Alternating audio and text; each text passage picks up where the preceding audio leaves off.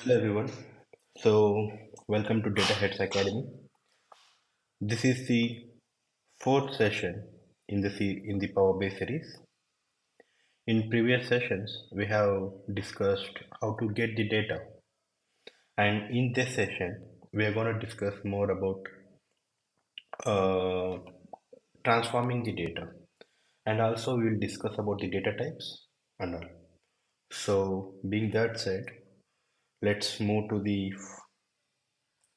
agenda of today's session. So we'll start with the introduction of data types, and we'll switch between different data types and see how it's affecting the results, right? So let me write the agenda first.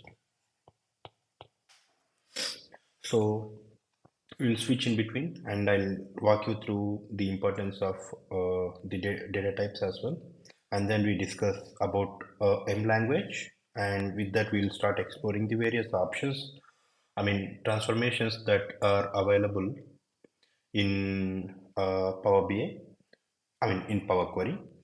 And at the end, we use two things, invoke custom function and one important concept called query folding. So this is the agenda for today's session. So I'll start with the introduction of data types. So what do you mean by data type? Data type tells you the nature of data. Okay, data types tell you what type of data is there in a column, right? So if you take in Power BI, you have different tables. You will be having different tables, and each table will have different columns, right? Let me let me go to the Power BI. If you take a product, what does it have? It has strings. It has the names, right? The product names. So if you see the data types, you need to go to column tools after selecting a column, and you see this is the text, right? So it is showing text, and if you take this one quantity, it is decimal number because it has floating points, right? After point there are different digits, so it's a floating point number. So that's why it's been given data type as a decimal number. And if I switch, if you see this one, this is a whole number. We can give whole number as well, which are like integers. If you see this is a clothing store data set, so all the quantities will be in whole numbers, right? So I'll give whole numbers. Yeah. So and let's see the different data types in Power BI. Whole number we just discussed, right? The pure integer number. There will be no decimal point. Decimal number is something which you have a floating point. There'll be point. If you see this one, there is a point, and after you have some digits, right? It's a floating point number or a decimal number. And fixed decimal number. So decimal number, it takes any digits. A fixed decimal number, in for calculation, it will take the fixed digits in account. This one, if you are aware of the floating point errors, I'll show you. I'll walk you through the floating point error. I didn't plan that, but let me walk you through that as well. So, and date time. If you have a date and time columns, so you can use this data type.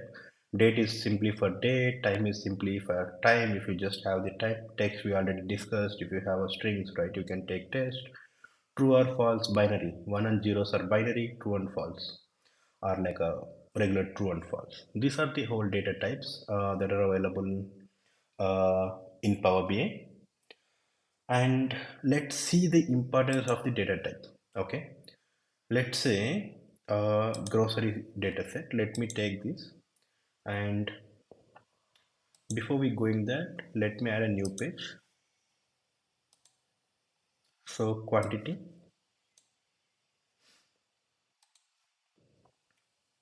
So you see the quantity as 3015. Correct. If I have to use a perfect data type for this, suitable data type for this, if you see all these are the groceries, groceries could be a floating point number, unlike the sales of a clothing store, right? If you see these products, this will you never sell them in floating point numbers, right? You never sell 4.5 stars. That's not possible, right? So if you take the grocery data set, you should give it as a floating point number because you may sell it in different quantities. You'll not always send it 9 kgs, 8 kgs, 8 in quantity, 9 in quantity, right? So you should give this data type. What happens if you give a whole number? Let's switch and understand the implications. Before that, if you see, this is the quantity 3015, right?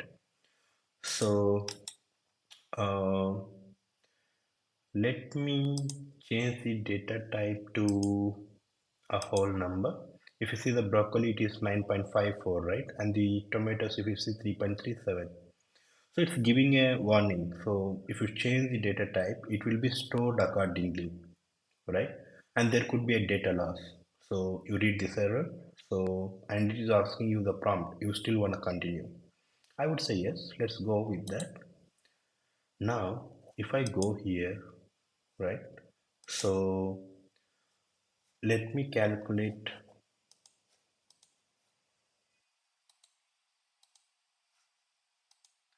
calculate the sum of sales. Okay,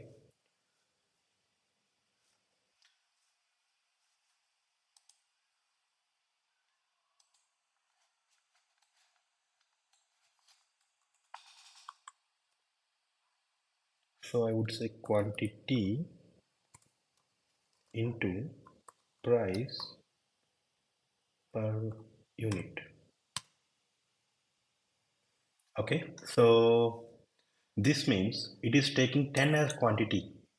Ideally it is supposed to be somewhere around 9 point something, right? This one is considering 3 as quantity when calculating sales. This is a wrong number, correct? This is a wrong number. This is considering 6, but it is a different number. It was a different number. Okay, let's try to switch back and revert back to the decimal number. Okay, I did revert back, and if you see the data type, it's decimal, but I'm not getting those two precisions. Let me go back and give two precision. It's still not giving me the original number, right? Once you switch back to a different data type, it will save in that new data type. And if even though if you revert back to the original data type, it will not give you the right number. So you have to be aware of this, right? When you design, when you give a data types to the column, so understand the nature of that data and give the data types accordingly. Otherwise, it will throw these kind of errors. It is supposed to be less than 7.1, but it's giving 7.1. How can we revert back? Let's refresh this.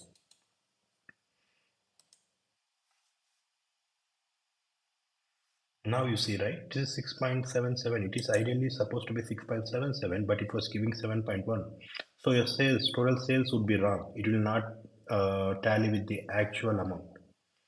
So you have to be very careful. So I think you understand the importance of the data types. So let's try one thing. Fixed decimal number. So as I said, there'll be this thing called floating point precision. Power BI is intelligent enough to handle these kind of things, but in few cases it could be missing. Let me walk you through what is uh, floating point error. Uh, I will do with Python help. Let me. I didn't plan for this, but it's while worthy to be aware of this concept. Especially this comes in handy when you deal financial reports where there is zero room space for error, right? So this comes in handy. This kind of data types will be extremely useful in those cases. Let's try to sum up a number. Let's try a simple program to write a number. Don't worry about the code. Maybe enter first number.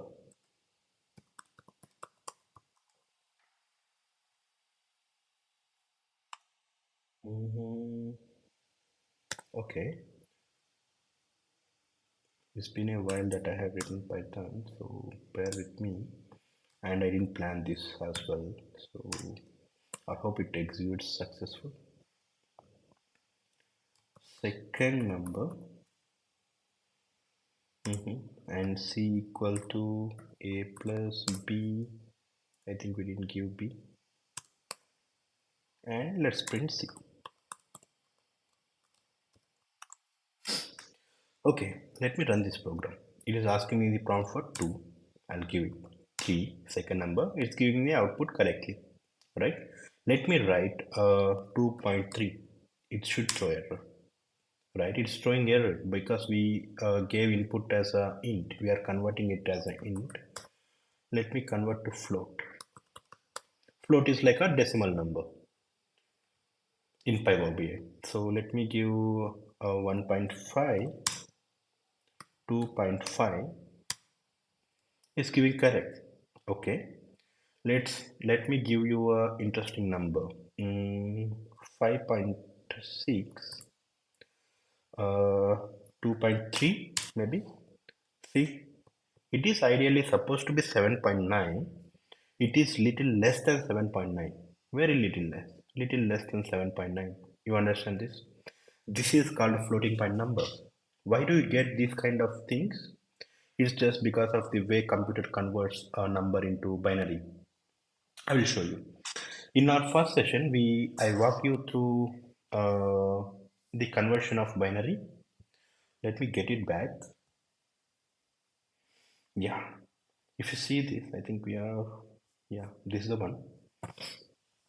Okay, so when there is a numeric number, here we are converting 29 into binary. So we divide by 2 until we get the last one as a 0 and the binary number 1, right?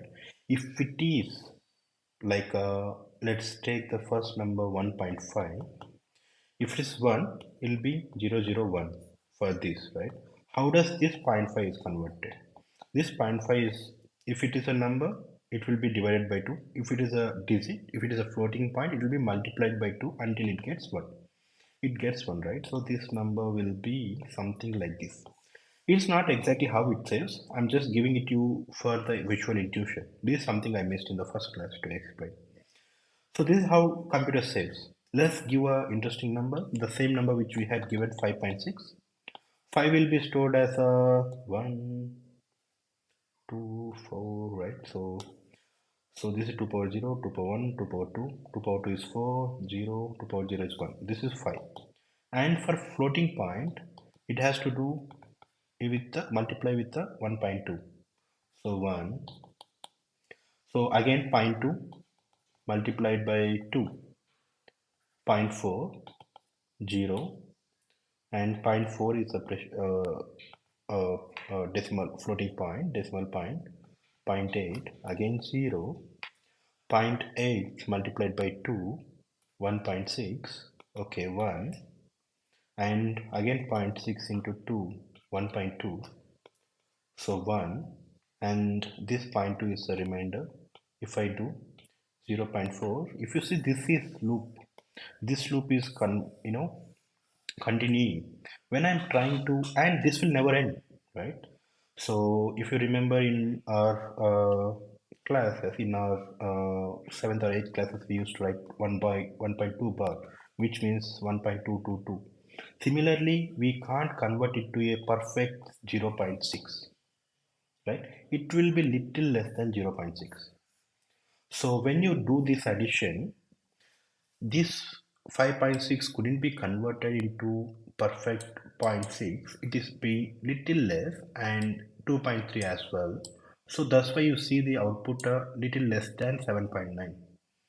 These kind of errors are called floating point errors. To handle these kind of errors, there's a fixed decimal number.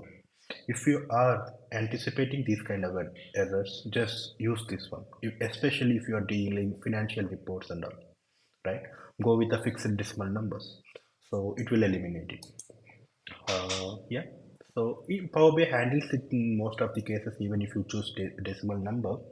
But some cases it couldn't convert automatically. So you have to be aware of these concepts, right? So now I hope everyone understand what is the importance of the data types. If you choose the wrong data type, your results will affect it. You can't give you the right numbers to your users. So that's the importance of a data set. Okay. Let me revert back to the session, current thing. Okay. So that's about data types. And we have seen the impacts of if we switch between two data types, right? And it applies to same. So right now I just switch between decimal number and whole number. We'll try to switch between strings as well in Power Query. Okay. And let's move to the Power Query, right? In our session 2, when we were building a high level report, there our data was not as expected, right? So it's the same data set. If I go here,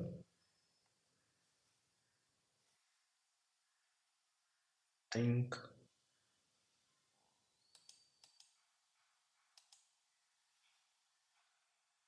yeah, I think we converted it. If you see here, let me go to Power Query.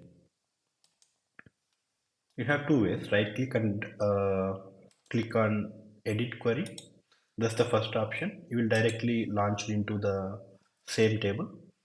And the other option is you can go to home tab, select this transform thing, and it will you'll cover you'll be landing to the Power Query. So transaction details. If you remember, our data is not in a single table, right? This stores information. It was not in single table. It was like this. All the stores information was on a different columns. So we transform this data, if you remember. So those transformations, how did we do? We use the help of Power Query, which is kind of ETL tool, which is acts as a semantic layer within Power BI desktop. So use that to do this. And this is not only the one thing, you can do lots of transformations and with a graphical interface only. Did we write a single piece of code, single line of code there? No, we didn't, right? So most of the transformations you do using graphical interface. But if you want to write the complex functionalities which are not available through the graphical interface, then you would need to write some code. Which code you need to write? M code. If you see the advanced editor, it converts all the M code. Right now we have inserted a delimiter, right? We split the column. Let me delete it. If you look at the M code, it was saying inserted text after delimiter. If you don't want that, we no need to edit that code. We can simply delete this column, right? If you go back, Power BI handles itself. It had altered the code according to the selection you have made, right?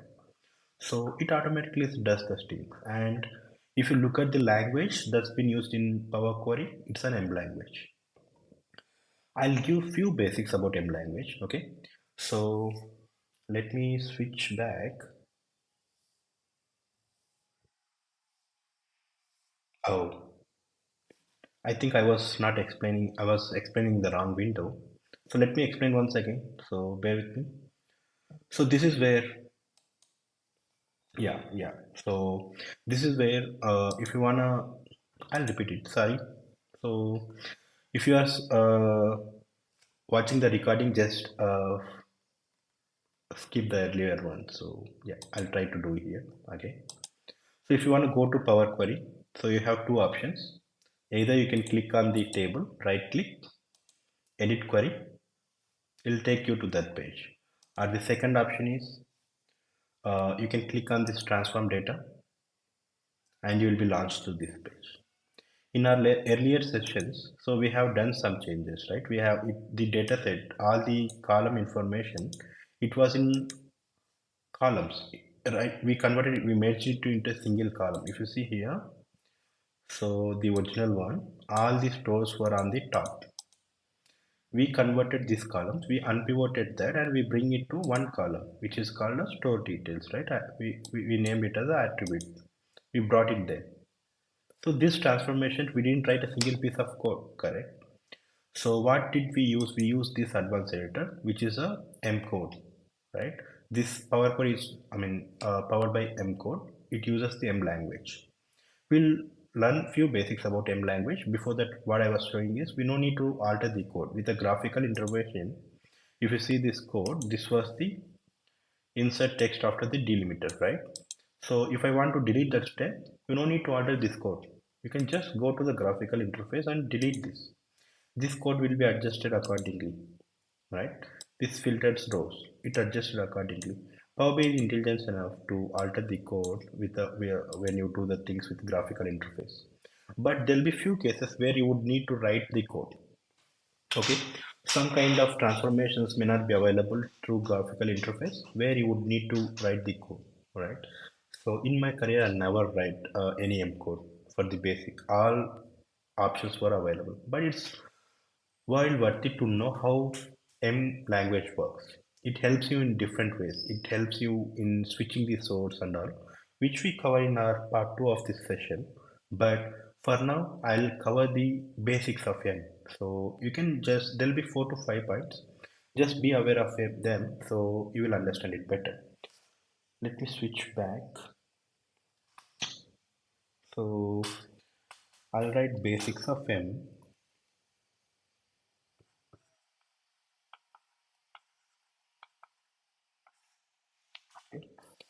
So first things first, it's a case sensitive language.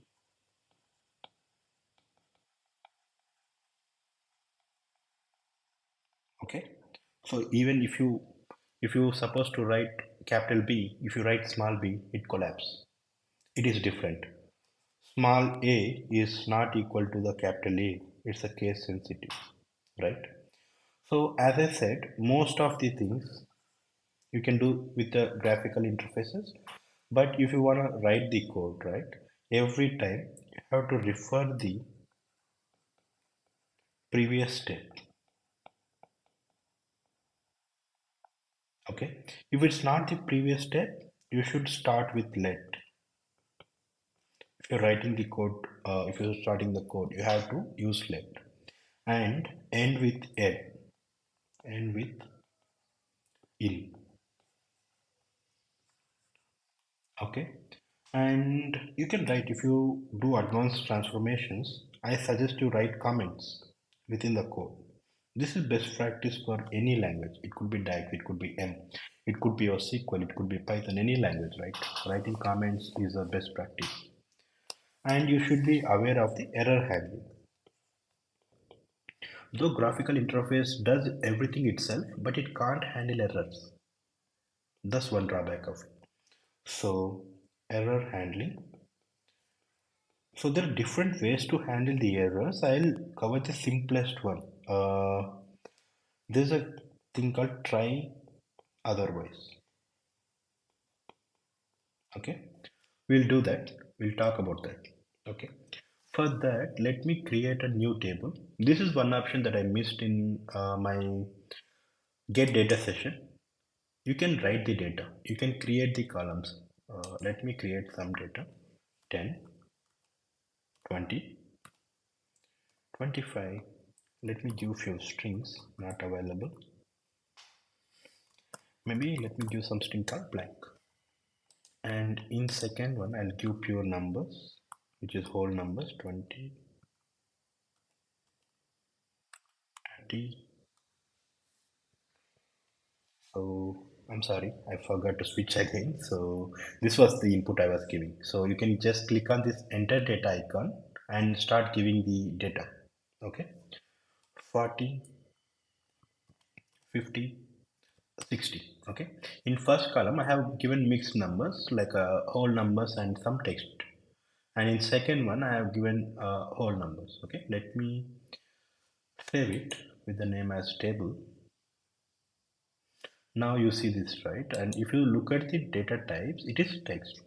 Fine, it's a mix of text and whole numbers. It took a text, right? Let's look at this. It is also considered as a text, a whole number, because it's a whole number. It is fine. Let's make it as a whole number and see what happens.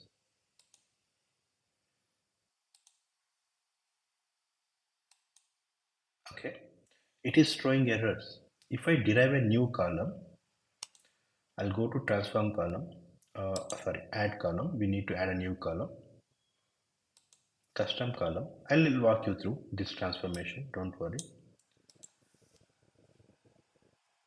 Maybe some with errors.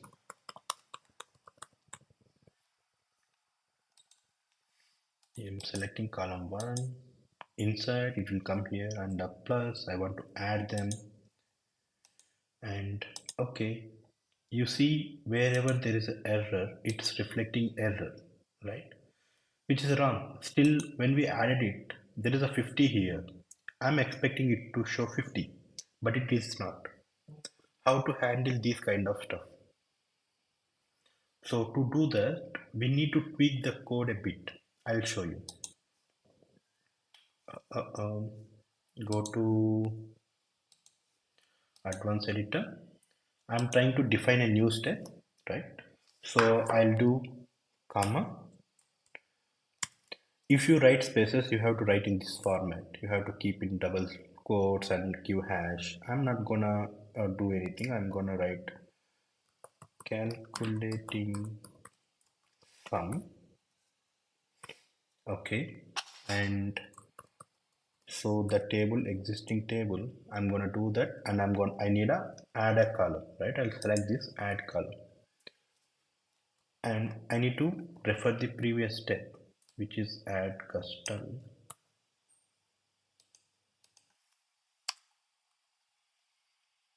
And what is the new column name?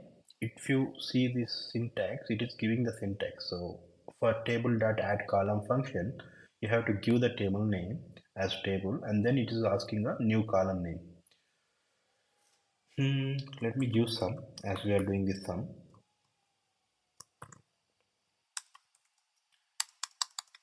And after that, we have to calculate sum for each row, right? So let's write each, and let's write, I said, right, for any function you have to start with a let give one variable name. It's Let's give column 1 variable equal to, what is the column number, column name? It's a 1, correct? So the column name was 1. I'll give the same, but I want to handle the errors, right? To handle the errors, we have a function called try except. Let's try that. I give try. After that, I'll give the column name. I have to give the caps column 1. If it is error, then what should it give me? Otherwise, 0. If it's an error, give me 0. And then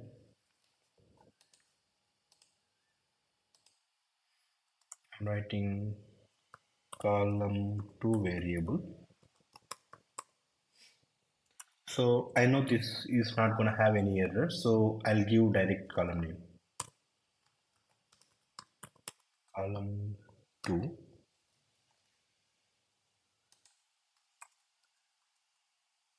Let's write in. What we have to do? We have to sum up these two values, correct? So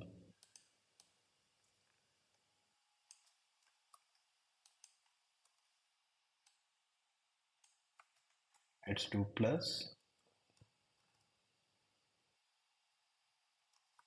and then this. And as I said, we have to always end with the in, and then we have to write the end step as a returning step, because we have to return this, right? So let me click OK. Oh, we missed something. After in, we missed something after in. Okay, we forgot to close this one. Yeah, now it should work. No syntax errors. So this one gives you, if there is any syntax error, it tells you. So it was expecting a token to close. So let's give that and see. Right now you are getting the sum. Power BI, Power Query can handle things with a graphical interface, but it can't handle these kind of errors. If you have to handle, you can tweak. You would need to tweak the M code a bit, right? So try, and otherwise it works in majority of the cases. 99.9% of the cases it works. Okay, and let's try. I mean, this is one way of creating it. There's another way of creating a calculated columns or a conditional columns and new columns. with a function. We'll talk about that later. Okay, so let's move on. Let's this is the basics of encode. So let's correlate with all the things we have written. First thing, as I said, it's a case sensitive language, right? Let me prove that. If I go to here, if I go to, and if I change something, it is supposed to return the calculating sum, right? Let me do a capital C and see what happens. Okay, let me read it. There is no syntax error. No, all the code we have written is correct, but we'll throw an error. Oh, why it's not? Oh, I given capital C only. Let's give small c. Now try. It's throwing an error. It's saying calculating sum was not recognized because this capital C is different. So because it's a case sensitive language, so you have to be careful with all the names or numbers that you write, right? So it is a you have to write, you have to follow the uppercase and lowercase properly. Then only it will give you the right results. That's the first one. And the second step, so this is done. Now the second one is referred to the previous step, right? Let's try that. Let's see what's that. If you see anything, if you see any table, let's go to the transaction table that we worked last time. So we have done lots of transformations, and if you notice the M code, right? So first it is taking the source, and here if you see it is referring the source and doing some transformations, and it is referring the transaction detail sheet, which is the previous step, right? And then in these steps, it is a prompt headers. It is referring prompt headers and doing some transformation. And for this column, it is referring the change type. Every step, it refers to the some of the other steps in the previous. You no need to refer the previous step only. You can refer any of the steps and do transformations. Okay. And if you don't want to call filter rows, if you want to just get the table as it is, you no need to call the last function. If you do this, right, you still get the table output, but all the transformations you did are not here. You see, right, all the store 1, store 2, store 3, this is how they came from source, but we unpivoted them into a single column which is not available here because we did the transformations, but we are not calling the last transformations, we are calling the first transformation before the changes, before unpivoting the columns. So that's why that data is coming. If I call this one filter, or let me call the unpivoted one, if I call this function,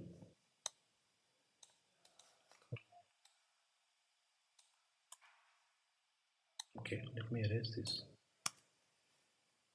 Okay, now you see the data is all the columns in one attribute, but you see the 900 columns, 900 rows, sorry. So we have to filter it, right? We did a step to filter it, but that is not coming up because we are calling this step as output.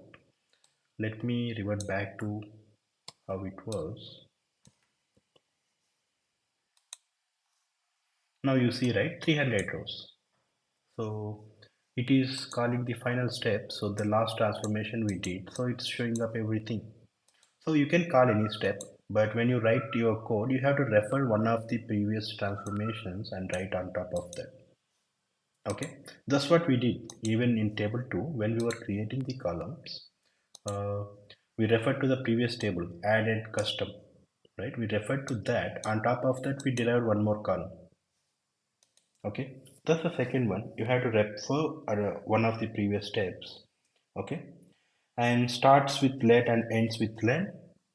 Anything, any start point you write where it could be sourcing the data. Here we are sourcing the data, right? So we started with let. It could be some of the function that you write in between. If you see here, we started with let. We want to derive a new function within this. So I started let where I'm deriving my calculation, right? This is the inner loop. This is the outer loop. And if you are directly pulling the table, even using graphical interface, it handles in that way. It writes let, it ends with in, right? After in, whatever you call the step, that's the final step. That's what you're gonna get as output. Okay. So that's the third one. And fourth one, you would need to write comments. People may confuse, right? Why did we do that? So let me write some comments to our code. So I did this. So I'll write here as we can give double slash to write a single line comment. Added this to explain error handling. Okay. So if you revisit this particular report or this particular code, you will be easily correlate. Okay, why did you add this? You just tried added this to handle the errors, right? So in it may not sound you very useful now, but when there is a more code, when there is hundreds of lines of code, it comes very handy. It will be very useful. And in real world, when you write code in actual, right? So you would, it's a better practice to add the comments. Down the line, we may forget why we did this. So if we have comments, so it will be very helpful for you when you or someone revisit the code. And error handling, we already tried that, we completed that, right? These are the pretty basics. M is a very powerful language, and there is lots of things we need to cover, but for Power BI, these things are useful. These things are enough, and most of the times you don't use these many as well. Okay, so this is the basics of M. And when we deal the parameters and when we talk about these advanced options, we will, when we talk about the parameters, these parameters and these advanced options like Azure Machine Learning, Vision, Text Analytics, I would park it for the part two. So in those sessions, we will go in detail about M language as well. Okay. Being that said, this is a basics intro of M language. Let's explore the transformations that are available here. Okay, let's talk about the interface first. When you land in a Power Query, this is how the interface. There's a left-hand side pane with a queries where you see all the tables. In middle, you see the data. Whatever the table you select, you see those details, right? That data. And right-hand side, there is a properties pane where you do all the transformations. This is a simple way to know what are the transformations that are done. And if you right click, there are lots of options. We'll discuss in detail about them. Even here, if you right click, there are lots of options. We will discuss them. And on top of, there are different ribbons where there are shortcuts for lots of the transformations. In home, there are few shortcuts, and transform, there are few shortcuts. If you see, most of the options in transform and add columns are similar. You see unpivot or you see anything. This one, especially new number columns, text columns, right? You get the same in add columns as well. The difference between transform and add, transform performs on the same column. Add works, add derives a new column. Let's show you an example. Okay. Mm, okay.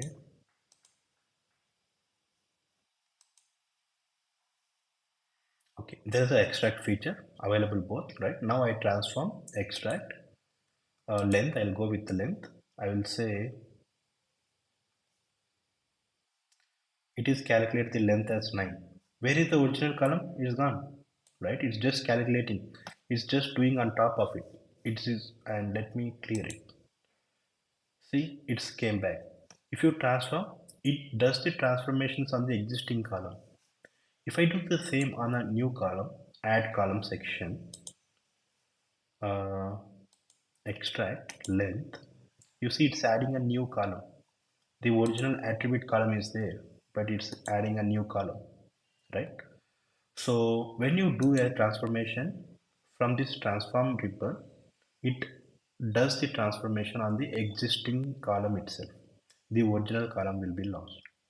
If you want to capture the original column and the transformations, if you want to capture both, then use the transformations that are in a add column section. Okay. And view section, you see lots of things. So if you don't want to see the query settings, you can hide it from here. If you don't want to, oh, let me add it again. It's very important. I prefer to keep this because it gives me all the information. And formula bar, you see the last column, whatever the transformation that you do last.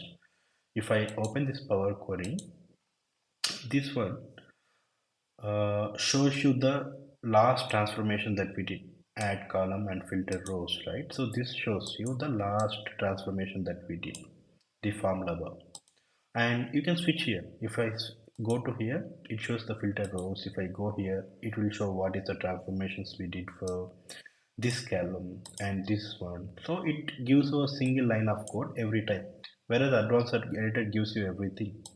If you don't want that, if you feel like that's disturbing you, uh, you can hide that. And these are the options you can go and explore one, and I'll cover few of them, which is column quality. Let's say I want to know the column quality, right? If you see here, it gives the information. Okay, there are no errors, right? If you want to handle errors, how do you do? You can evaluate the column in this way. So 100% valid numbers. If I go this table, if you see here, right, 40% are errors are there, so I need to write some validation here, right? You can correlate in that way how to write. And let me see, show you the column description, distribution, sorry, not description.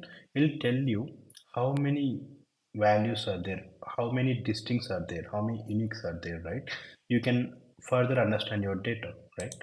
So if you see here, 300 distincts, right? 300 unique numbers. Unique means it will be there once. Distinct means it'll be, right?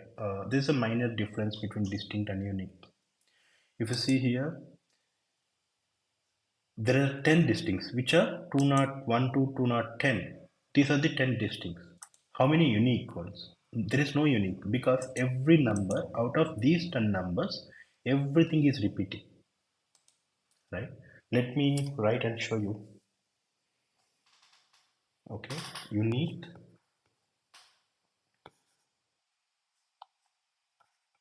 unique versus distinct. Let me take two set of numbers. One is 10, 20, 30. Okay, let me take, okay, this is set 1, this is set 2. How many distincts are there?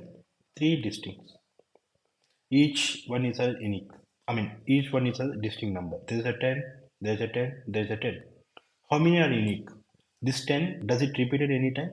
No, it doesn't repeat, so it's a unique.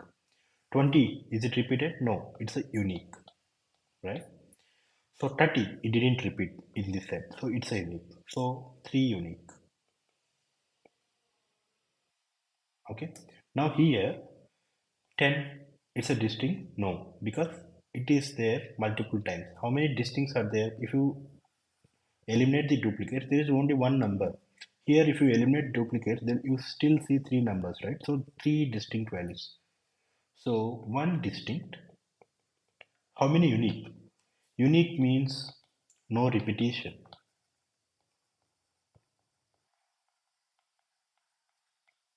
Okay. So is there any number that's not repeated? Every number is repeated. So zero uniques. There's a thin line difference, right? So let's move back to this. If you see here, this is a transaction ID column. All the 300 transactions have a different number, right? 1, 2, 300. So it's a, there are no, and everything is unique. One doesn't repeat, two doesn't repeat anywhere. So it's an unique, right? And here, every number is repeated. 201, it repeated. 301, I mean 205, it repeated. So zero uniques. I hope you got the difference. So you can understand the quality of data, I mean distribution of your data, not quality but distribution. Here you can know the quality, right? You want to profile the column, you can do that, like Let me select something else. Come here. You see, right? So it gives you additional information. It gives you the detailed distribution, visual distribution. This column has 201 has more in number. And what is the count? 300. What is the error? How many empties are there? How many distincts are there? What is the minimum, maximum? You get the complete profiling of your column. You can do this. Okay. And if you have so many columns, how do you go to particular column? You have to scroll all the way, right? You do you scroll? There could be 100 columns. You no need to. You can select here. If you want to go to attribute, I can select that and go, right? I'll just go to that column. So this will be useful. And parameters, as I said, these are the parameters. Where is that? This one, manage parameters. If you don't want allow anyone to create parameters, you can either select or deselect, right? Right now I'm not allowing to create any kind of parameters. Okay, so this we cover in part 2. There are so many things attached to it. I'll correlate with your Power BI service where we do the refreshes and all. So we'll cover this part, the remaining things in Power BI service along with Power BI service.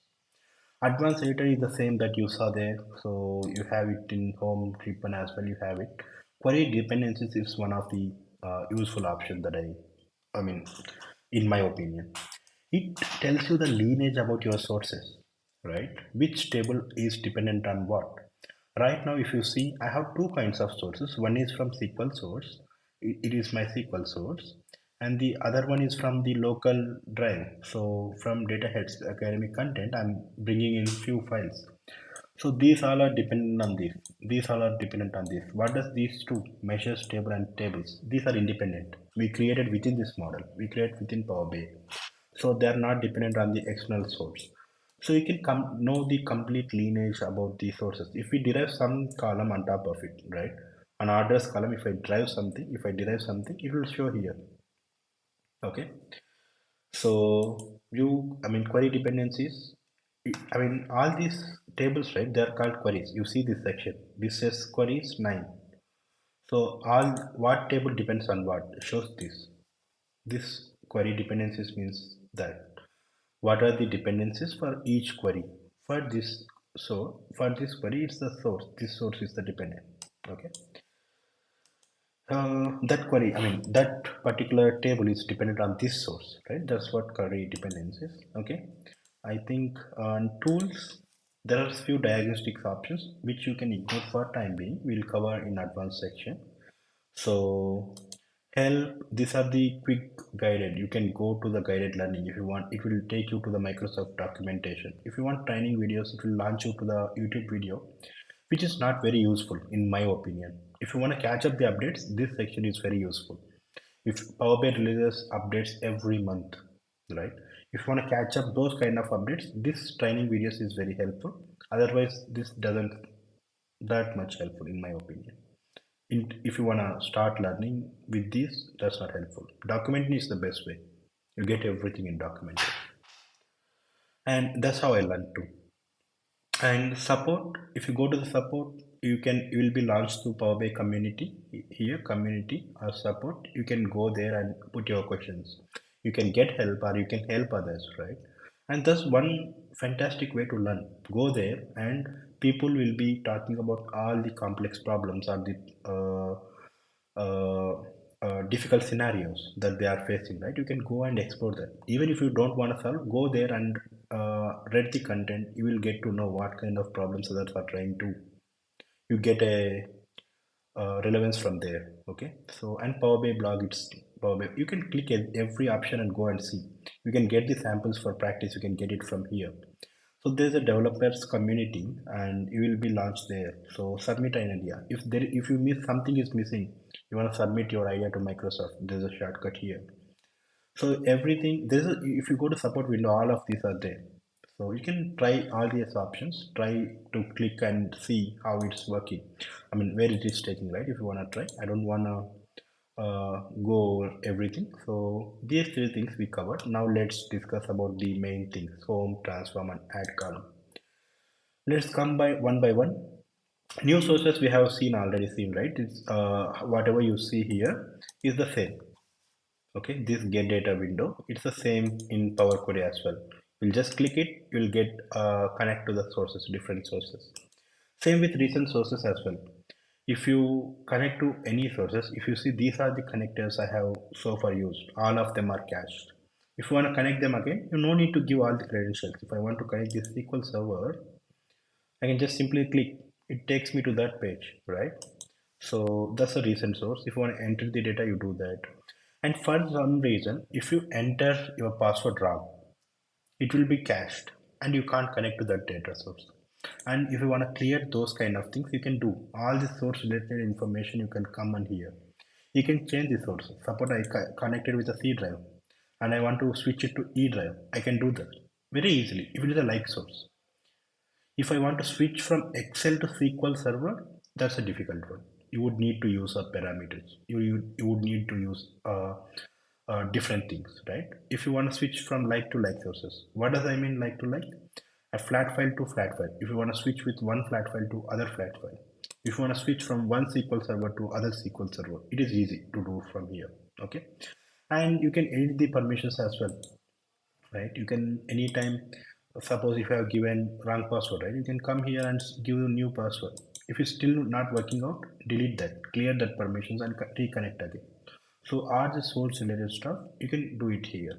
Okay, and properties, if you see, you can write the properties, you can give the properties here for a column level and save it. Advanced editor we have seen, and manage is something. If you want to create a duplicate of this one, let's see, store remarks, I want to create a duplicate. I don't need to do anything, I can just simply click create. Where is that? Let me do it again. Oh, sorry. It's not the duplicate column, it's a duplicate table, right? So I just selected transaction details. It's created a duplicate table, right? And I'll show you the other ways to create it. But where were we? Yeah, this one. So if you wanna delete this one, I just accidentally created it, right? I'll just delete it. You see this transaction details too, it's gone. I'll go to the original one. There should be one option to replicate copy column as well. Let's see. Okay, and reference versus duplicates. There's a thin difference between these two. Okay, let me show you one. Uh, Reference versus duplicate, right? If you take reference, if there is a table A, okay, and if you take a table as a reference, table B, whatever transformations you do here, it will be passed to this table as well. If you filter, these will be filtered. B also filters. Whatever you do, it applies to this as well, table B as well. If you duplicate, right, you duplicate this state, you duplicate B. If you do some transformations, delete some rows or change some rows, this will not be affected. No effect here, right? That's the reference. That's the difference between reference and duplicate. So I will show you one example. And these options, most of these options, not only this, you can get it from by right clicking. If I right click, there's a duplicate, right? Let me call it as a duplicate.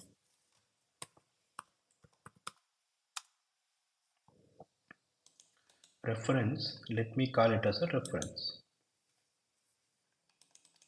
Rename reference. Okay. Let me do something here. Let me remove this one.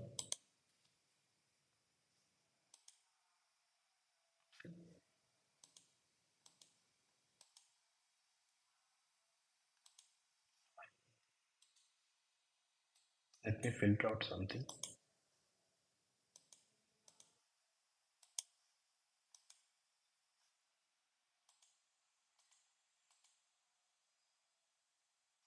Oh, I referred measures table. Sorry. Let me delete it. Delete this.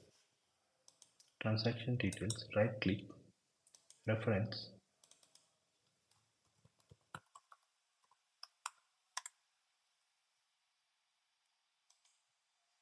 Okay,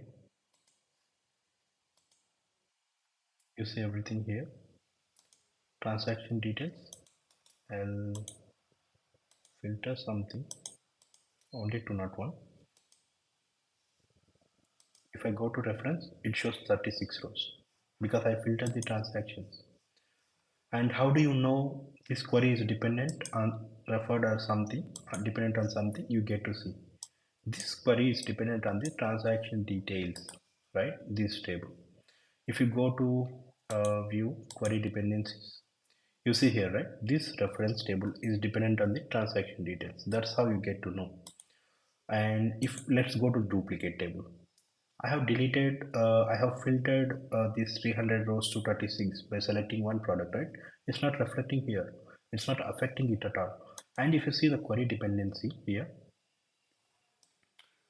what is it? Dupli, right? It's taking from the source. It's coming from the source. It's just duplicating it. And even if you see the code, encode of it, see, it's taking from the source itself. It's taking from the base source. It's not dependent on this one, the base table. That's the difference between duplicate and reference. Okay, let's move to the one. So this one we completed. Choose columns. If you don't want all the columns, you can choose few columns. You can select whatever you need and you can select them. Okay, and delete this step and go to column as we see in view section or somewhere, right? It works the same. It goes to the same column and remove columns. You can remove few columns. You can remove, if I select something, if I click on remove other columns, it will remove every other column. If I select some column and try to say remove columns, that will remove the selected columns, right? All these options, most of the options that are available on UI, they are self-explanatory. The name itself explains you, right? And you see keep rows, you can keep some rows, you can see a bottom rows, bottom 100 rows, top 100 rows, or you can see keep some range of rows, keep only duplicates, okay, keep errors, right? So you can do anything. Same remove, you can, if you want to remove errors, you can remove errors, remove blanks, remove duplicates. Try all the options. I suggest you to go and try all these options. So it takes time if I explain one by one, right? So, and if you want to split column we tried earlier. If you remember in our last call, in our last session, we split by we split this column, right? If you can split by delimiter. If you want to trim first three or four columns, you can do that by specifying the columns by positions, at what position you need to. So by lowercase, uppercase, you can use all these options and explore all these options, you get to know. So I'll do with a delimiter. We already did with the delimiter, right? By just let's do by a number of characters. I want only keep 4 characters. It keeps the 4 characters and split the others, right? So that's how it works. And group by. What does it do? Group by groups all the things. Okay, let me remove this bit. If I want to know, okay, let me come here. So if I want to know what is the quantity that I sold based on the store, right? I just want to know the count. How can I do? I can click here. I want to group by on store ID. I can do by selecting group by. So what do I need? I need count rows. And then if you want to derive more columns, you can add aggregations. Okay, what do you need? Sum of quantity.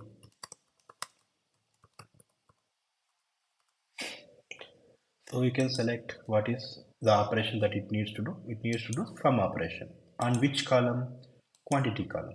What is this? This is the new derived name for a new column, derived column that we are going to do. If we click OK, it is saying 201, 36, 381. 36 is the count, right? You see here. You used to see here. Where is it? Here. Why it's showing 36 rows? We filtered few. Let me unfilter them. Now see it affected. It is showing all the products. If you see 21, it's a 336 count. What is the quantity we saw? 381. And this is called aggregate table. You can aggregate, you can prepare aggregations, right? With the help of group by, you can aggregate them. So That's aggregation group by, and you can see these options anywhere. You can see here, you see those things, two places. And if you and you can try all the options. I'm not gonna tell you, but I'm gonna explain you. If you wanna format it into uppercase or lowercase, right? So something like this. If you wanna uh, let's say this one. If you wanna convert it to uppercase, you can do it here. Various format. You can write uppercase. It will convert into uppercase, right? All the other transformations, they are self-explanatory. And statistics, you can get everything. Right now you selected a string, right? That's why all the options are disabled. Let me select some values. Now it's enabled. Oh, it's a string, huh? Okay. Statistics, it enables all the values because it's a number. You can sum on a number, you can do a min and max on a number, which you can't do on a string, right? How do you add no plus here? You can't add, right? That's why these are disabled. Let me select. Yeah, these are disabled. Similarly, you can do all the mathematical functions from here: subtract, multiply, percentage, blah blah blah, and scientific calculations like a power, square root, exponent, and all, and trigonometric functions, right? All the trigonometric functions are here, rounding and all, right? And if you want to give the data type, you can give it from there, from here, so whole number or whatever. So append queries, merge queries, I'll park it for a while. We can discuss append queries, merge queries, transpose, unpivot, and pivot together. Okay. And what are the options that we left with? We didn't see these three: transpose rows, reverse rows, right? And if you don't know the data type, it can detect, or automatically it can detect. If you don't know, you can use those options. If you want to move these columns left and right, you can do. Pivot we'll see in some time, unpivot we'll see in some time. So we covered all of these options.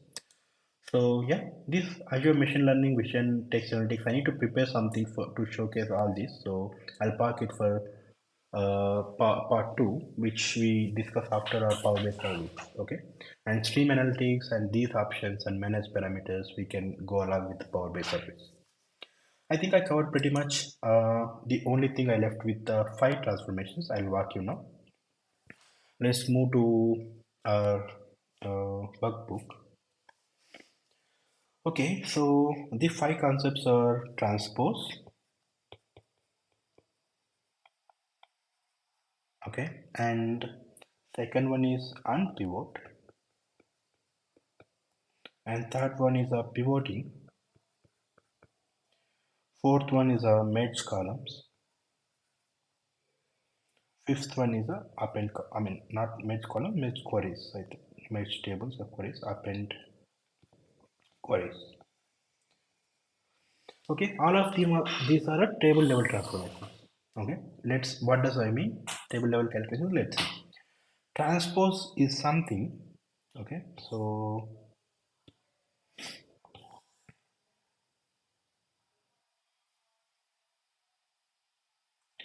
transpose, if you want to convert all the columns into rows, rows into columns, okay, rows into columns, columns into rows, okay, so you can use this option. What do you mean by that? So let's switch back to Power BI. Let's take one simple example. I'm just looking for, yeah, or let's take this reference table, okay. So we have three columns and how many rows? 10 rows, right? I want to convert all these rows as a columns, columns as rows. Let me do that. I selected the table, I go to transform. You can see this option, right? Columns to rows, rows to columns. Okay. It's pivoting. How many columns we have? Three. All three became rows. How many rows we have? 10, right? So this becomes column. Okay, let me do this, and if you observe here, three columns and 10 rows, right? The bottom side of it. So if you see the left corner, left bottom, three columns and 10 rows. If I transpose this, it becomes 10 columns, 3 rows. It literally becomes, makes columns into rows, rows into columns. Simple, right? Now let's understand what is a pivoting and unpivoting. Okay,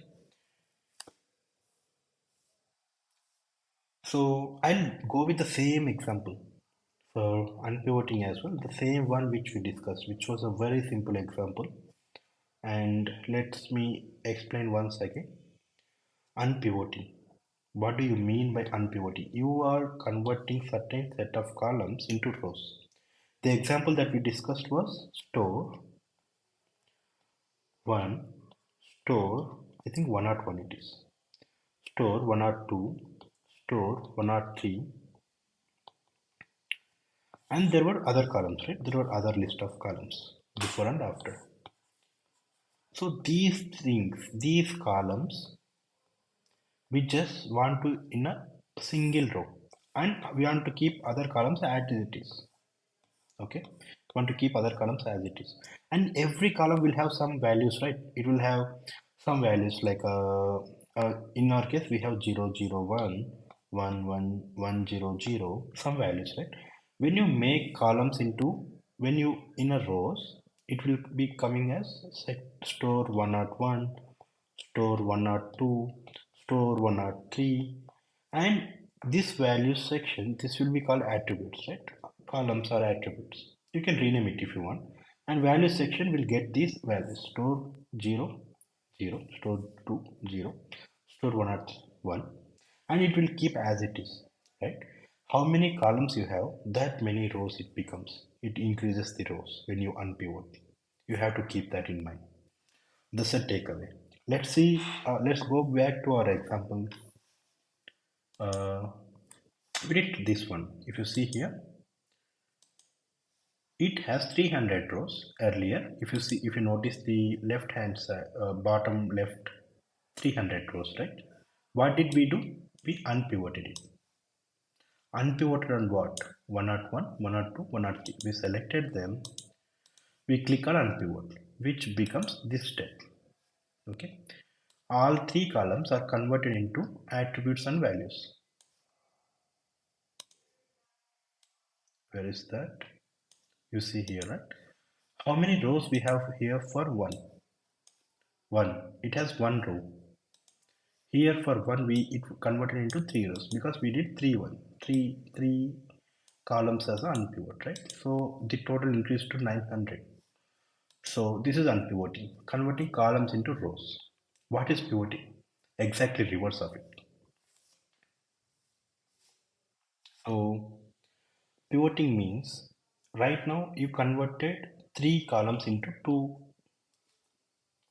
columns, right? And you, the horizontal ones, you pivoted them vertically, horizontal to vertical, right? Pivoting is reversing them, vertical to horizontal. Okay, let's see that.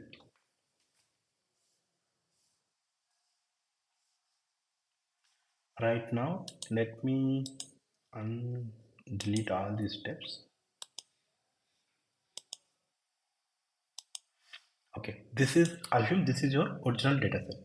Okay, now you have a few things called attributes and values. Now you want to you want to pivot it. Means all the distinct columns, all the distinct rows you have will be converted into a values, right? Columns. Let's see that. Where is the pivot option? It must be somewhere here.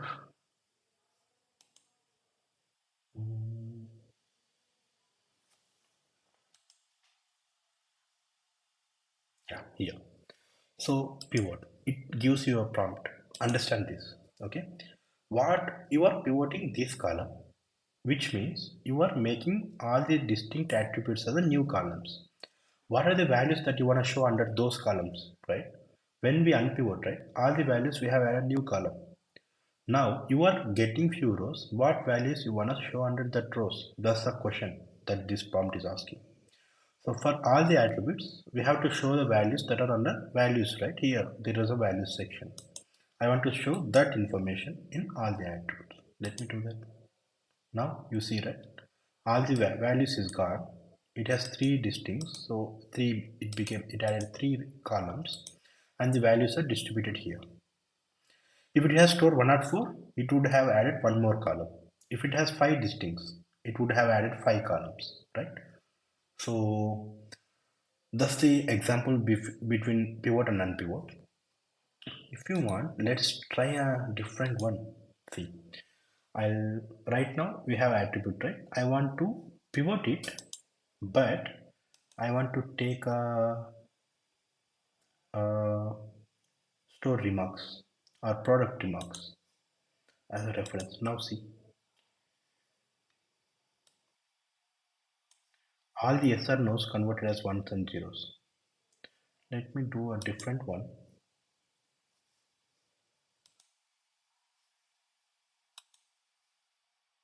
Let's do transaction ID. See, for one store, the transaction ID is 134, 134. This has no reference for transaction ID, so it's showing null. And you don't get that transaction ID because it is converted into values for these columns, right?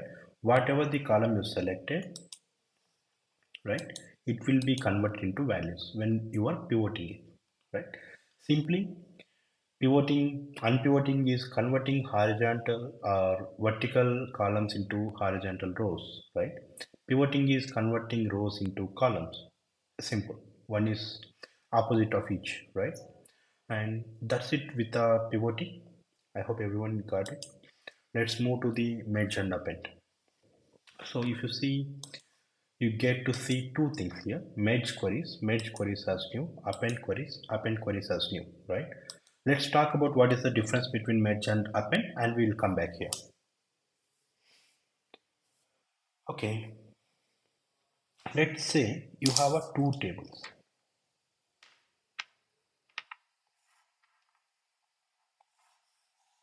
Okay, ID. And let's take our example. I think we have the enough information for this. Let's go with our example only. Store details. Okay, we have this. And store manager, we have this. Right, so let's bring them in and see the examples with that.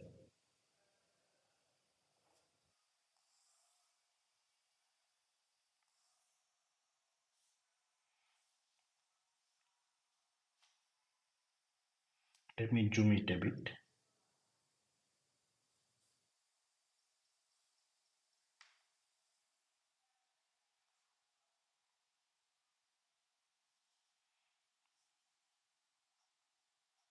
You see, right? So there is a store ID into the tables, right? And in one table there is a store name, and in another table there is an email ID. Okay. So if you see here, this one has a store ID, this one has a store ID, and this one has a store name, and this one doesn't have store name, but it has an email.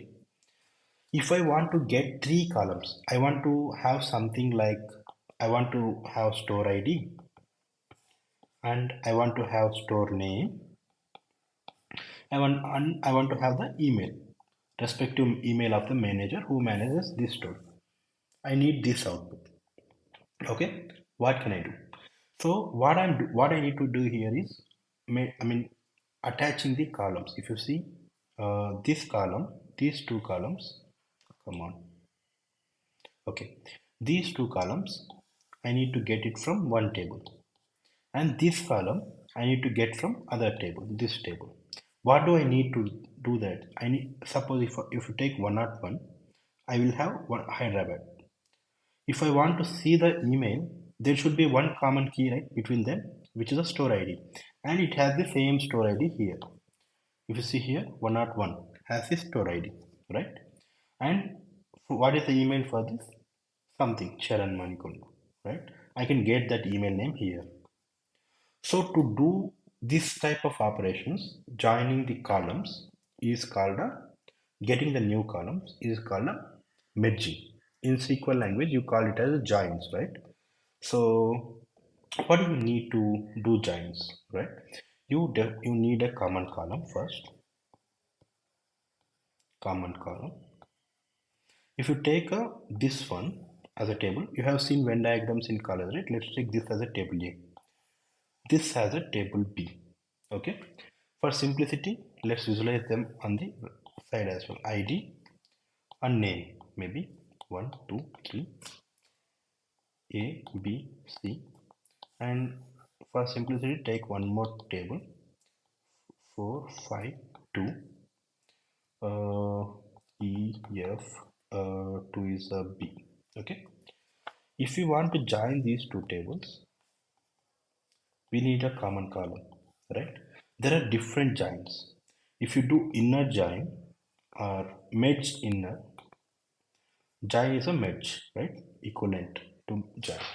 If you do this, what is the common between these? This is the common. What is related to left table? This is the only left. This is the only right, right? If I do inner join, I'll get only this part. Okay, because you are taking the common ones. In inner join, you just take the common records, right? If I do the left join,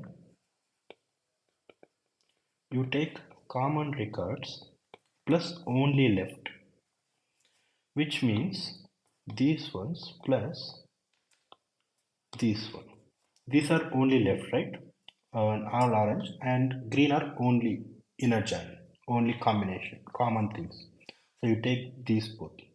If you do the right join, you take common ones plus only right, which is common records plus only right these lines, these records. I'll come back to this practical example. Before that, I would need to cover two things: left anti or left anti-join. If you do it left anti-join, you only take the only left. What is the difference between these two? In left join, we take common plus common records plus only left, right? Left table, left means. If we do left anti-join, we'll take only the left part, which means this records. If we do right anti-join,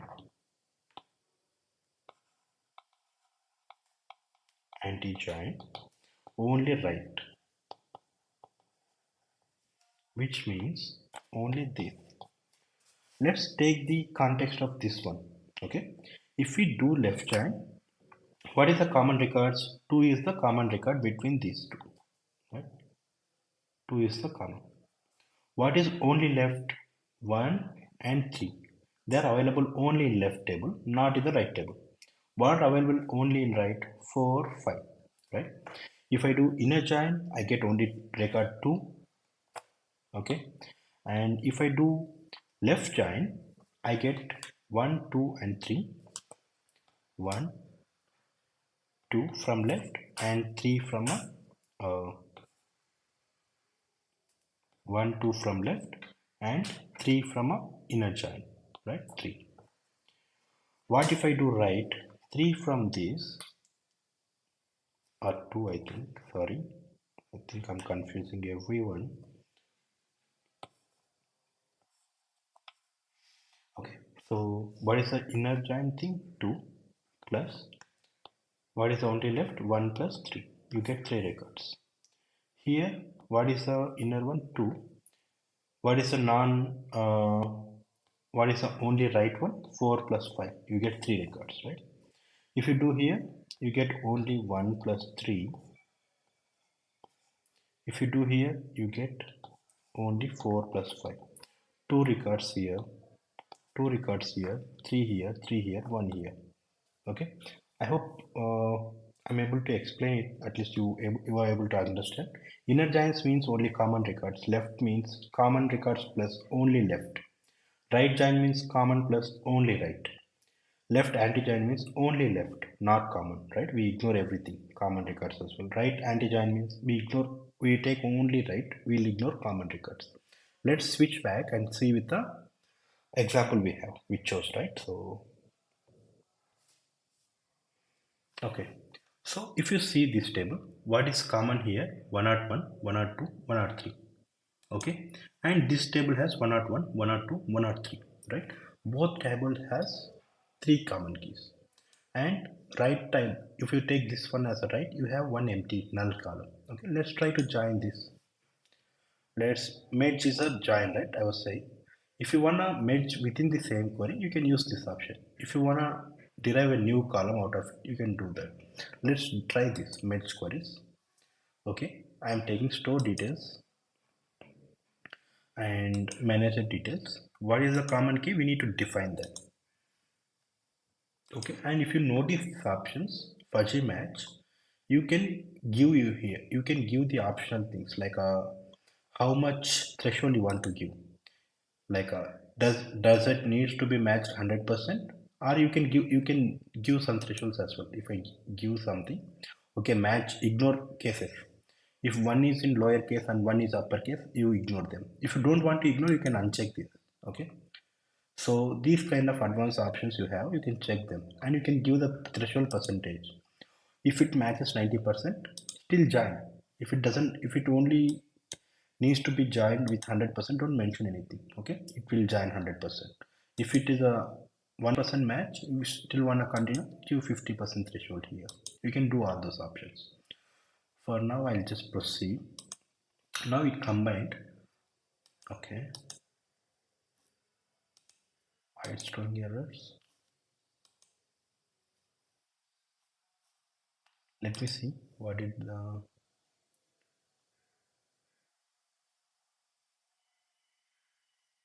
Okay, I think with the fudge design it's not matching. We are not given how many matches with the selection details.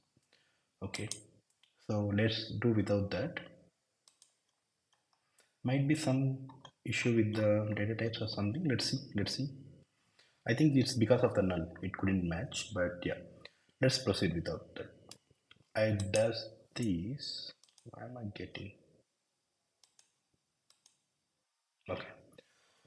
So I did an inner join or left join, I think. So we can do here, we can click on the gear icon and see what we did.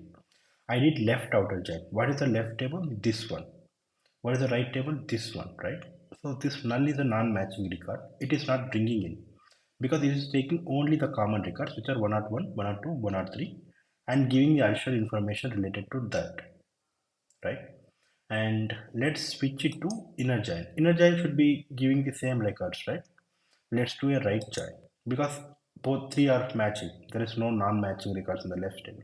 Let's see the right outer join, which means there is one table, one record that is not matching with the left table. So this record has to come.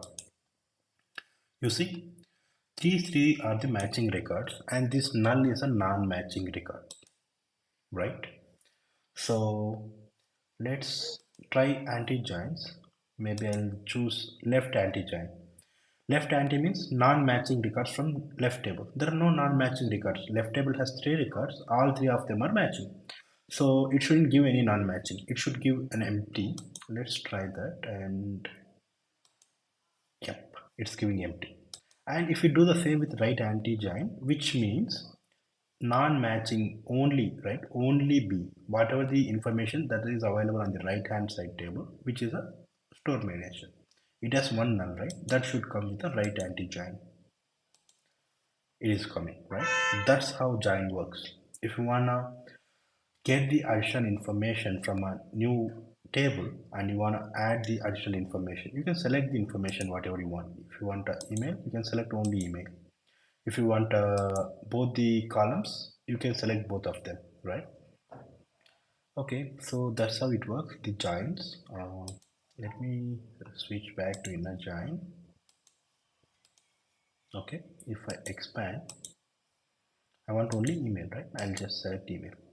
I also want to insert yes. I mean, there's just one step. I mean, we already did that, right? So it is asking whether we want to input in insert in an intermediate step. So that's what it's asking. But so yeah, this is how you can get. So if you want to get the other columns as well, you can just simply click here, store ID. You can get it that, right? It added as a reference from which table you got it. You can edit it if you want to.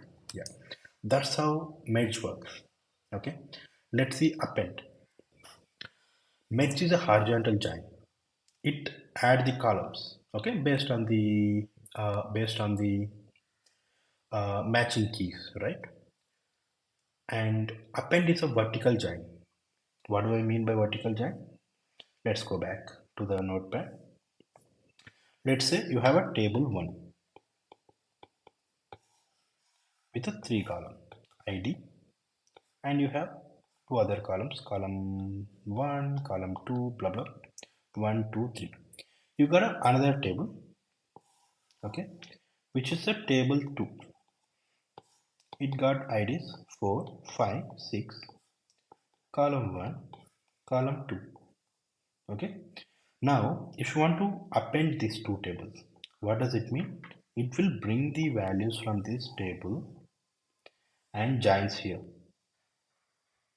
It will make it a one table with all the records 1, 2, 3, 4, 5, 6. Okay. Let's say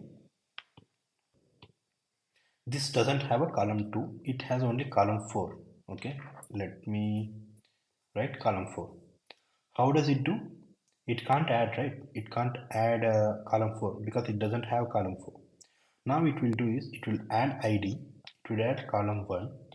It doesn't have column 2, right? It will ignore that. It has column 4, right? It will convert into it is a 3 columns. It has 3 columns. It will convert into common one ID, common one column 1. Here column 2 is there and column 4 is there from right table. This will make it into a 4 column table, and it will have 1 2 3 4 5 6 because it's matching, right? And whatever the column information it has, it will have everything. In column 2, 1 2 3 there are records, right? If you take a b c d e f, for a b c in column 2 there are references for 1 and 2 and 3, a b c. For 4 5 6 there are no references, it will make a null. For column 4 4 5 6 there are references D, E, F. For 1, 2, 3, there are no references. So it will add as a null. So if both have the same structure, more same metadata, it will append them vertically. It will add the rows. This rows to this. If it has different columns, it does in this way. Common columns will be taken. Additional columns will be added from the respective tables. And if that doesn't have reference keys, it will add nulls in the respective values. Okay, that's how append. Let's see one example for append. Okay, uh, what can we take? Let me see. What did I got today? There is a column store dataset. So we already have a clothing store dataset, right? So which has values from different products. I have 300 products, and if you look at the append query that I prepared, I added 4 products, some random products. I want to append them now. Okay, so let me get that. To get that Excel, I think it's a CSV file. Yeah, it's a CSV file. Let me open.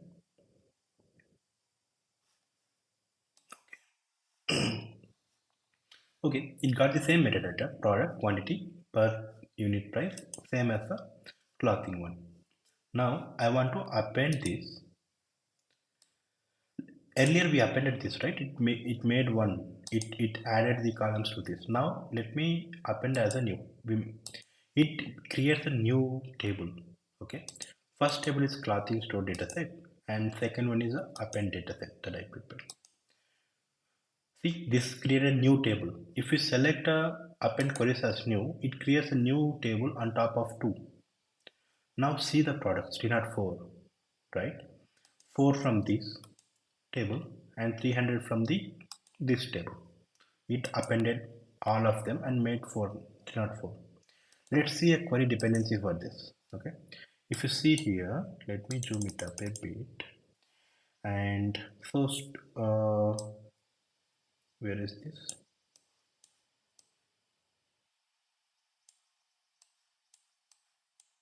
Yeah. So I got one dataset from SQL Server, which is clothing store dataset, And I got one more from C drive, which is from Data Heads Academy drive, which is a clothing store append. I just appended them and created a new table called append one. This is how you can track the lineage. Okay, so this is append. Append means joining vertically, merge means joining horizontally, and there is it's a very deeper concept. Merge can bring in duplicates. It could add more RAS as well. So explore joins, and or we can do one session on joins at the end. Okay, at the end of this series. Okay, so yeah, for now that's the concept, and go and explore all these options. Okay, and practice this. Take these data sets and or take these data sets from here as well, right? If you go to help, right, you get the samples here. Go and get the samples and try everything. Try all the options, then only you will remember it. Okay, now we are left with two things. One is a invoke custom function, and the second one is a query folding, which are very important. Query folding is very very important according to me. Let's see the invoke custom functions. If you see this add column section, there were three options. One is a custom column, invoke custom function, columns from examples. These three we have seen, and we have seen them in last session as well. But let's try once again. Custom column, we have already seen that, right? We derived a new column for product, and we saw that. Okay, let me delete this unpivoted and pivoted ones. Okay, now I want to let me explain quickly about the columns from example. Okay, I want to let me take one different thing, or let me go to orders table. Okay, I just want to explain you one thing where it could give wrong results. That's why I'm looking for a right column. Let's take this column. I want to get the capital E, capital D, capital E, right? Whatever there is at the end, I want to get them, which I can do with the split columns. That's fine. If I want to do with the columns from example, I can do this from selection. We want to do on this column, right? Now, carefully notice. So if I give E, I have to train this column, right? It's based on the algorithm it has written, right? It becomes it automatically. It's an AI feature that Power BI has. If I click E, there are two E's, small e, capital E. I'm intentionally typing small e. Okay. Now see, everything is getting as a E because there is a common E in every widget, and this AI is taking small e for everything. But I want to get the ending one, right? Let me make it. We have to train more because it's giving wrong results. So we have to train a few more records. Let's take the second record. I'm training it as a D. Now see, it's changed everything. So it is meeting our expectations. It's taking NE as ND, ND as D, E as E, A as A, right? Sometimes you would, but when you try to use this, be very careful. Check thoroughly if it is meeting your requirements or not, right? Because it's AI is automatically doing that. It may understand the pattern incorrect. Right now, you see the first time it gave E for everything because it understands this pattern E, small e in the widget. I intentionally gave the lowercase just to confuse that. When I gave the D, this doesn't have D, right? This has two D's, but this in earlier case I have given E, it could be this or this for this, right? Out of these two cases, I trained the model and said D. So with these two cases, D should be there here and E should be there here. Which case will match that? The end case, right? End E is there, end D is there. I'll explain you. Let me go back to this. Okay. So what's there? There was widget E and widget D, right? Earlier, when I was deriving, I intentionally gave a E, right? Small e. If I give capital E, it will recognize the pattern. Okay.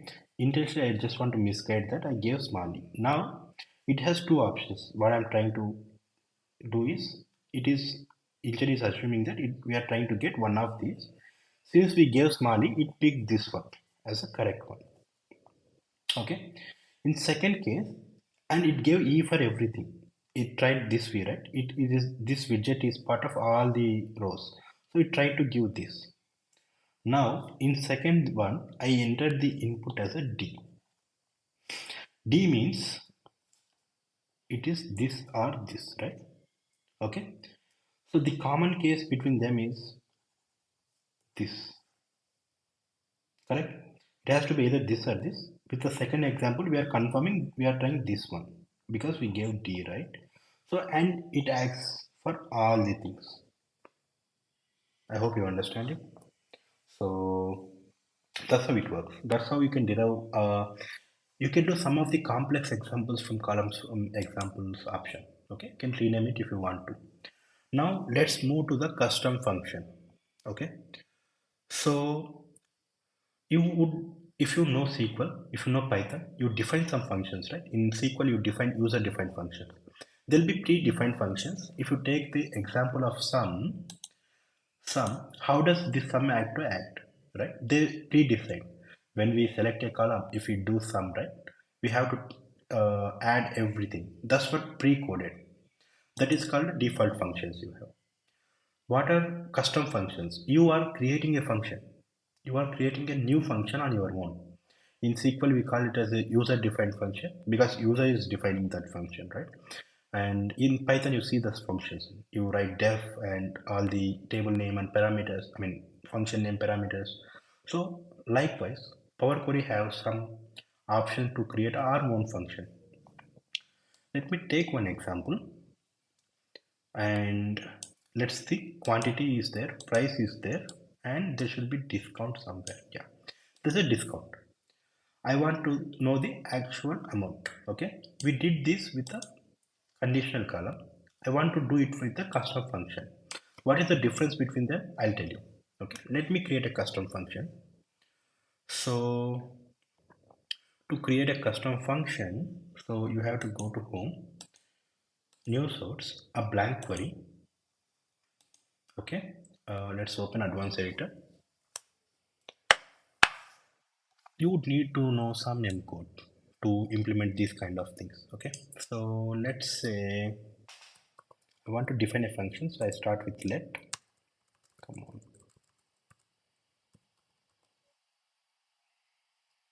Okay, so let. Okay, we are deriving custom function, right? Custom function. I'll just give the custom function name or calculate amount.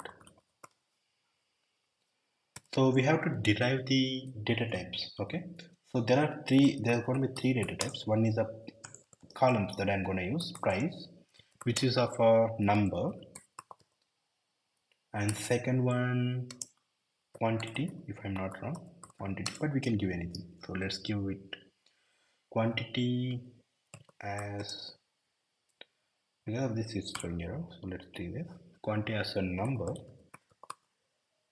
And was the third one, I think discount, correct? Discount as, it's again be number, right? So number, and this output results into a number. We do some operation, right? What is the output data type that we are expecting? It's again a number. So, and what I need to do now, I need to do write the main function. Right now I defined the data. Now I need to write the main function. Let total price multiplied by quantity and multiplied by discount. I want to do, it's a decimal floating point, right? So I would do 1 minus discount. This is the function. What it needs to give me as output in, oh, come on. It needs to give me the output of total.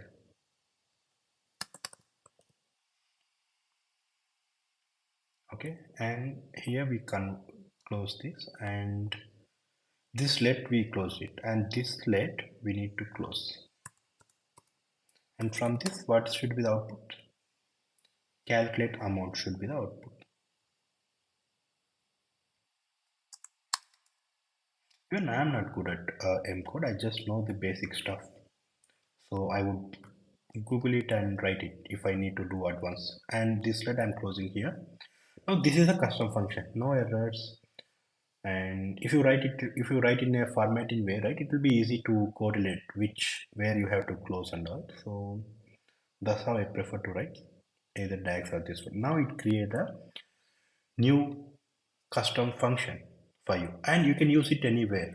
Okay, let me go to orders, jump into orders, and what do I need to do here is creating a custom sales, right? So I'll go to transform or add column because we need to add a new column, invoke function, and give it a name, total amount. What is the function you need to choose? Query one, or you can give a proper name to that. And first price and quantity. Here it is asking to give the number prompt because we give number, right? So we can choose the columns as well. So column name, uh, price is and quantity. Yep. And this one again, I would like to go with the column name. And what is the discount? Yeah. If I click, see, I get the amount, right? I just invoke the function. If the discount is 10% by default, okay, if you give 10% on every item, you can do this way. 10% means zero point 0.1. We had coded in a numeric decimal way, right? So 10% is zero point 0.1 out of 1, right? You give, you can use this custom function. Once you define the function, you can use it on any table. So there's nothing on store, right? I can still use something. It's incorrect way, but I'm just showing one example. So in price, I'll just take the column name and store ID because it's a number. We define it as a number, and I will give 10 10. See, it gave me 10% discount multiplied by 10 and give a 10% discount. You can use anywhere. That's what I'm trying to convey. Once you define these kind of functions, you can use it any table. So if you derive the calculated columns, right, or conditional columns, and you can do the same with a conditional column too. Where is that? Order state. So we did with a custom function, right? So let me revert back to the quantity as a original quantity column name. Uh, what is that? Discount. Okay. So with a conditional column, I can do, I mean, not with condition, custom column, I can do the same. So if you take this key amount, conditional column, custom column.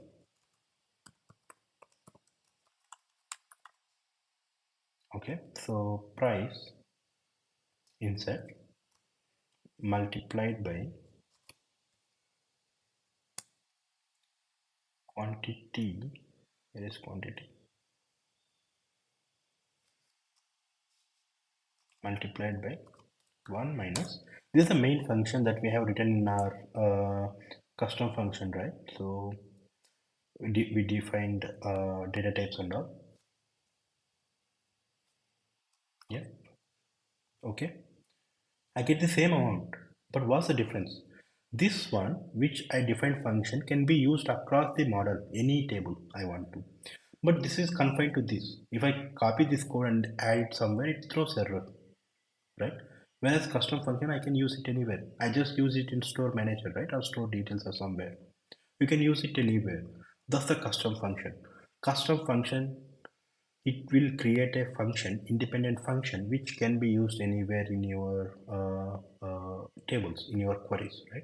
That's the custom function. And let's move to the query folding. So which is an important, very important concept in my opinion. And most of the reports, right, people come to me, they complain, so their report is taking so long to refresh, right? So those kind of things you can easily eliminate in case if you are using a relational database management systems, right, like a SQL server and all. If you are using that, you should follow this query folding. I'll tell you, before I go there, let me tell you, there are two people. Let me tell you a story. There are two people, and this is the last concept. We will wrap it in 10 minutes. Okay. There are two uh, people. Okay. Let's say A and B. We are we are arranging a contest, and the task for them is they need to go to a store, get 1,000 balls, or red balls, let's say. Okay. And add their name or add a sticker with their name, add a sticker to each ball with their name, and they have to submit it. Thus is a task for them. Okay, let's say there is a store. Okay, I'm very bad at drawings, but yeah, still I tried to draw. Okay, there is a store. This is a store. Okay, and in store the balls are arranged in racks. There are red balls, there are green balls, there are orange balls, there are blue balls. Okay, so A and B will start from their home. A home. This is a store. These are the balls, right? These are the different balls. It's a A's home. It's a B's home.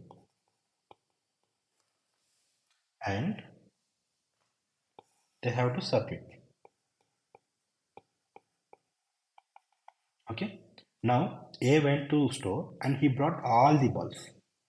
He brought all the red balls, green balls, orange balls, and blue balls. He brought everything and he splitted only red balls out of them. Splitted.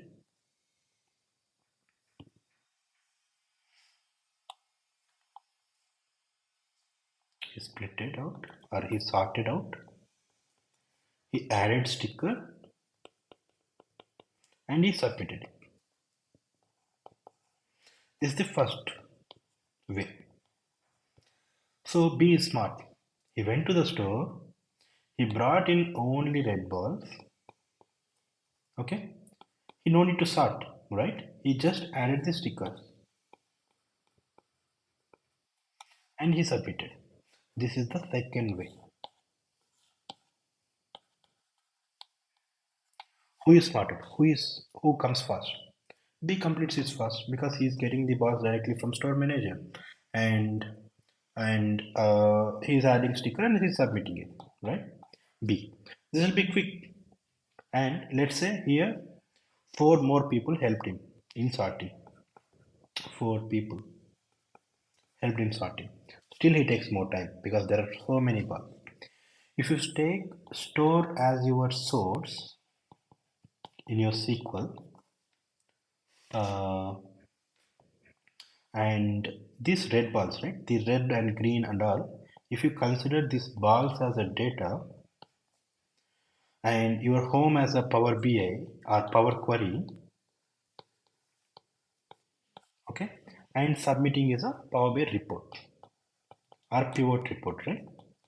So you load them after doing all the transformations. You load them.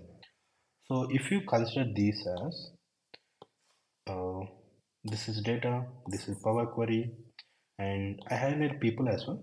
Submit and split it. Add sticker.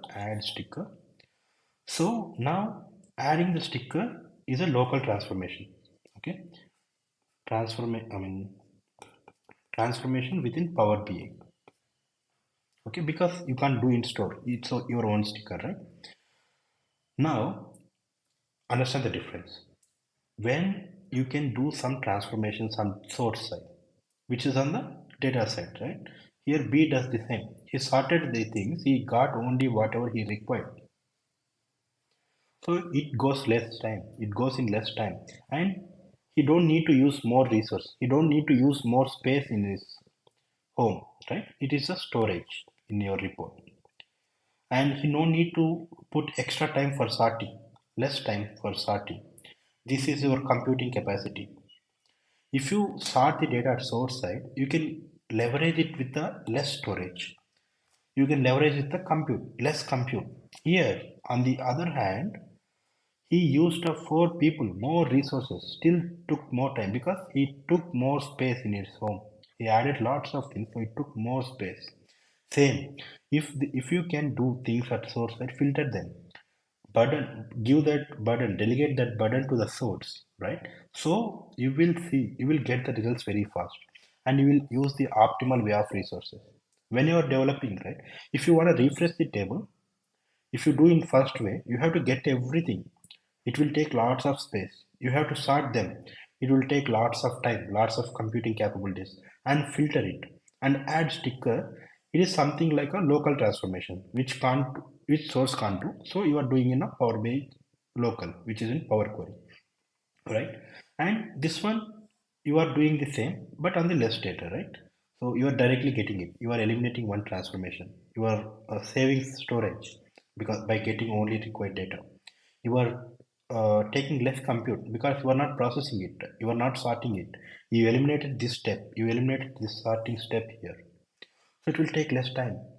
What is query folding? Query folding is the process of transforming the all these transformations to source. Okay, thus query folding. When can you do follow query folding process? When you have a relational database management. To do the on Excel you can't do query folding, right? Because Excel has no nothing. Excel can't sort itself, whereas database can, right? So what do we mean by query folding? Query folding is the process of sending the transformations to the source as a single query. Like how balls are sorted in different racks, right? Even data is partitioned. In a good warehouse, data would be partitioned. If there are lots of data, if you have 22, 23, 24, 25, right? If you have data like this, if you can partition by year, which arranges this like this, and you can easily get them from that partition, right? So query folding is the process of sending the transformations to the source as a single query. What does it mean? Let's see with a practical example now. Let me switch back to my desktop. Let me go to one transaction. Let's take a. I said you right. So we have to take a query folding can be happen only uh, on the tables that are related to server. I mean, SQL Server or relational database management. There are different tables. Orders is one. Clothing, grocery store. Let's take orders. Let's do with orders. Okay. Let me remove all these steps. And how do you know that query folding is happening? Right. If you right click, you see the view native query. So where does this table become related to? This table is related to SQL Server, right? So it will send the queries in the form of a native query, which is a SQL query. If this option is disabled, which means there is no query folding. Okay. So let me delete everything. And if I right click here and see, I can see view native query. What does this option says? Selecting all the tables from this table. Okay. Now, if I want to sort the records, let me select some column. Okay, let me start on the widget, only take a widget, one widget products, widget A. If I right click, I can still see the native query. It is filtering product A, which means the query folding is happening. This transformation is responsible by this source is the responsible. We are delegating this transformation to the source. So we are saving Power BI resources, your laptop resources, right? If you deploy this in service, you are saving premium capacity resources. Okay, you are delegating it to SQL Server that we used. Let me do one more transformation. Let me filter on,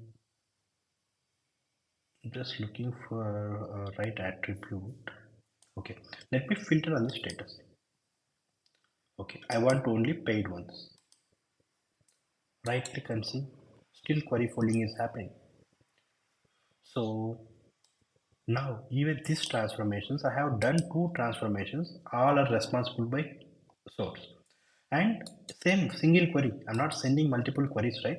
I just, when I do add other filter, it's just added to the same. You see here, right? It's filtering only paid.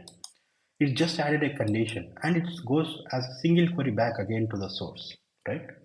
Now let me do a complex calculation that will break the query folding. Let me do one. mm, what can I do? Okay, let me do something from columns from example. Okay, from selection column, I'm taking Jason, and it's splitted the Michael, Christopher, all the first names. Okay, let me click OK. See, this view native query option is disabled. So far, until filter rows, everything will be done by source, and this transformation will be done by Power BI itself, right? So out of three transformations, Power BI has to perform only one. It has to use, it should use the resources. It uses the resources only for these transformations. So it goes very quick. Less burden on the resources like a RAM, it could be computing capability, or it could be vCOS, anything. It takes less resources, right? So not every transformation, if you notice here, we did three transformations, few supported by query folding, few doesn't supported by query folding.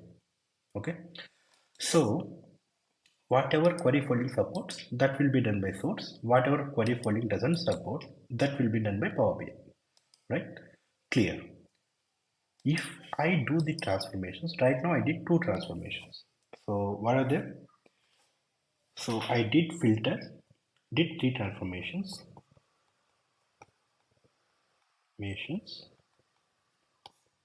One is a filter by widget. I filter widget here, right? And then filtered by payment method, which is our paid or unpaid, correct? And third one, I created a custom column with the first names. Created a new column with the first name. Okay, I did this. These two follows query folding.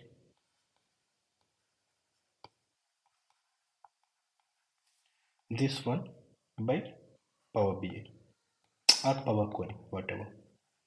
And this is a method one related to the method two, where I'll do this first.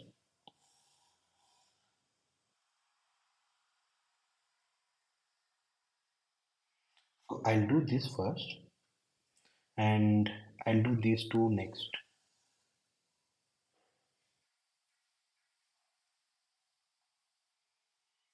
Okay, let us try that. This is the last one. I'll wrap it up in another 5 minutes. Okay, so if we go here, okay, let me do the custom column first, columns from example. Okay, let me select the column first.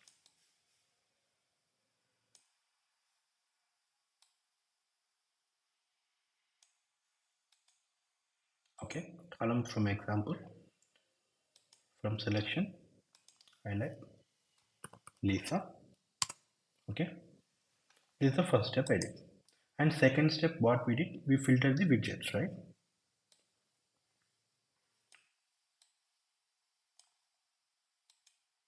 We selected only widget A. Okay, and then what did I do? I selected only the paid transactions. I ignore the pending ones. So how to check the native query? Go there and see right click. Filters should be supported by source. Let me right click. Oh, the view native query is missing here. View native query is missing here. Why does it happen? Right? I'll tell you. So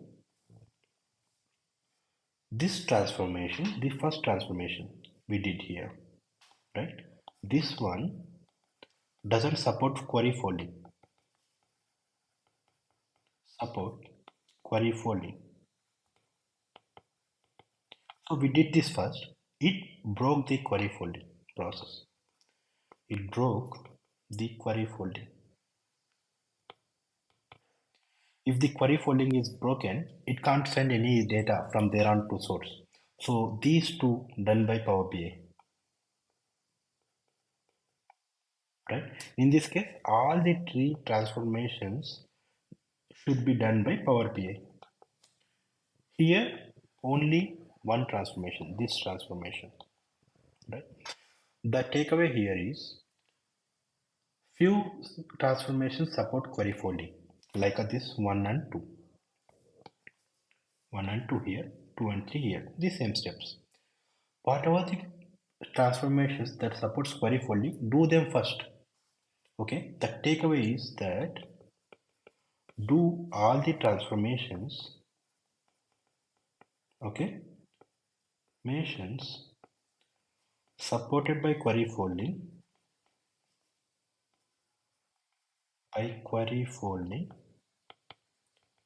first, remaining later, which means after this. If you do that, in this way Power Query has to execute 3. Here 1, it will take less time for refresh, less time, it will take more time. If you have heavy data sets, right, if you have millions of rows, this will show a great impact. There were few reports which I have seen which took 4 hours of research came down to 30 minutes. Just changing these steps. They were doing first step, second step like this. I just moved this step. Oh, I just converted this first step to third one after query folding. It changed the refresh time. So that important it is. So follow the query folding rules. So when you are doing the transformations, make sure what transformations follow the query folding, what doesn't follow the query folding. It could change. It could change over the time, right? So and it depends on the source. Few transformations can't be done by the source. It depends. It varies from source to source for few transformations. So when you do the transformations, just Google them whether it follows the query folding or not. So do all the transformations that query folds at the beginning and then do the rest of the transformation. So your report will be efficient, will be refreshed fast. Yeah, that's it for the session. I hope I know I took long time, but these are the very important concepts. So far, whatever we learned, all of them until previous session, right? Until this session, whatever you have learned, they're pretty much basics, where you no need to put your brain, right? You no need to put your intelligence. But this is the real stuff. This is all the transformations, all the cleanup process you have to do with the data. This is where you need to use your intelligence, right? Let's take this one.